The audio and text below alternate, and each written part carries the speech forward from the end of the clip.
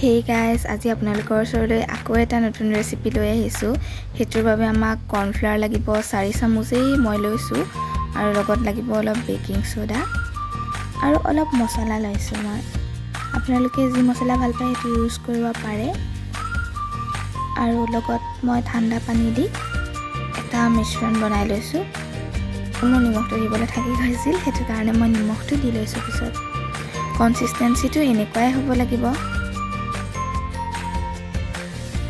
এতিয়া কেৰাহীত মই তেল গৰম কৰি ললোঁ আৰু এতিয়া মই ইয়াত পনীৰখিনি দি যাম। এই মিশ্ৰণটোত ডুবাই ডুবাই মই পনীৰৰ পকোৰা বনাই যাম।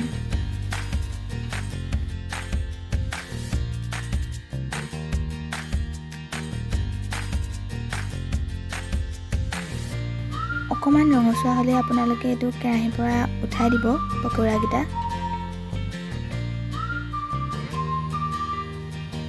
আৰু একেদৰে মই বাকিখিনি পকোৰাও বনাই ললোঁ।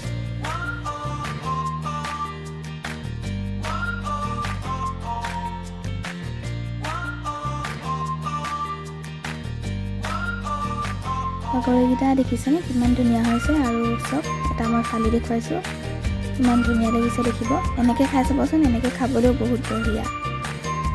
এইখিনি দিওঁতে ঘপককৈ ভিডিঅ'টো পজ হৈ থাকিলে নহয়। মই ইমান ধুনীয়াকৈ আপোনালোকক দিবলৈ সজাই মেলি লৈছিলোঁ, কিন্তু মই দেখুৱাবলৈকে নাপালোঁ।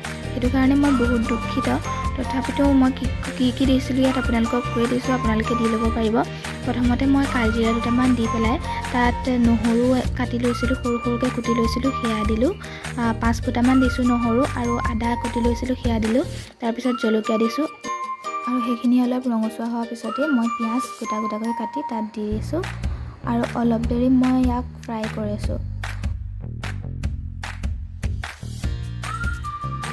পিঁয়াজখিনি প্ৰায় 30% মান ফ্ৰাই হোৱাৰ পিছত ইয়াত মই এটা বিলাহী দি দিছোঁ আৰু অলপ সময় লৰাই লৈছোঁ। লৰাই লোৱাৰ পিছতে অকণমান সময় লৰাই লোৱাৰ পিছতে তাত মই অলপমান পনীৰৰ গুৰি আছিলে সেইখিনি দি দিছোঁ আৰু পনীৰ পকোৰাখিনি তাৰপিছত মই তাত এড কৰি দিছোঁ। এইখিনি অলপ সময় লৰাই ল'ম মই।